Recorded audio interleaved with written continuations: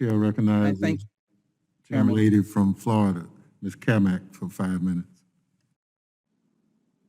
Well, thank you, Mr. Chairman. Thank you to all of my colleagues for this very important discussion here today. And I would be remiss if I didn't mention that the work that I did as a student at the United States Naval War College was centered around cyber, so this topic is very exciting to me. And I would love to just use my time to talk about an initiative that is very near and dear to my heart. I would love for Director Inglis as well as Director Easterly to weigh in on the concept, logistics, challenges of potentially the creation of the next service academy of the United States Cyber Academy.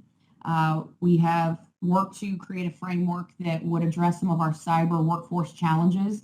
And I would love to hear from you about what something like that might look like that would be beneficial in meeting the needs from both a military standpoint, but also federal service, as well as the public-private partnership that we need with our private partners in this space, and how we might be able to better develop this and take advantage of the incredible talent that we have amongst our youth.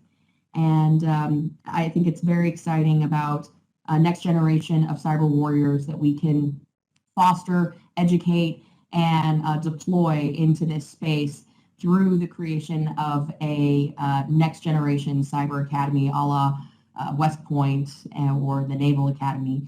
And so I'm just going to start with Director Inglis first, and then Director Easterly, if you want to weigh in. I'm all ears.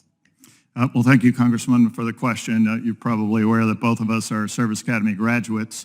I'm sure you meant to say the Air Force Academy first, but that being said, so we're both clearly aware of the value that a deep and sharp education in a discipline, a domain of interest holds. I think we're also aware that the proponency that's provided by the parent service is essential.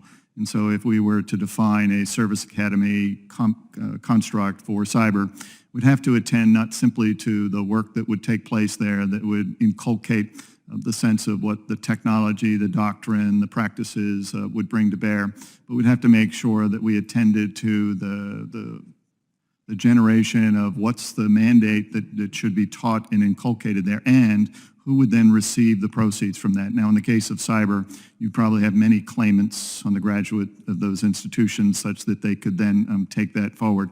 You would then have to determine whether you're going to physically instantiate this in a single place or whether you broadly would separate or spread this across, many institutions that have already shown themselves able to do it.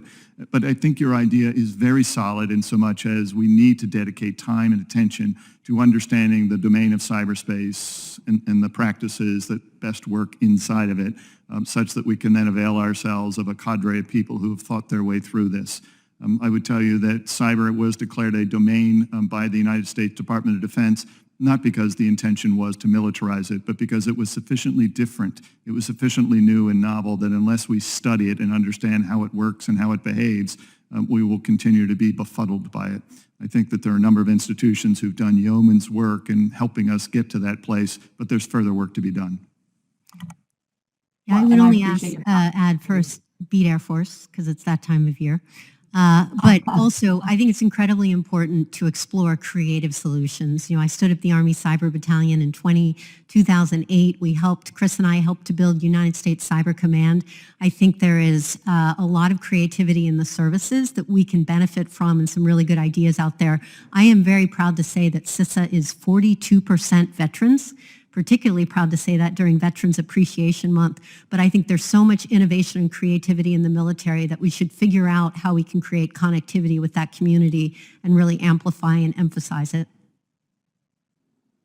And I appreciate both of your comments, and as the sister to a career airman, I appreciate the nod and hat tip to the Air Force.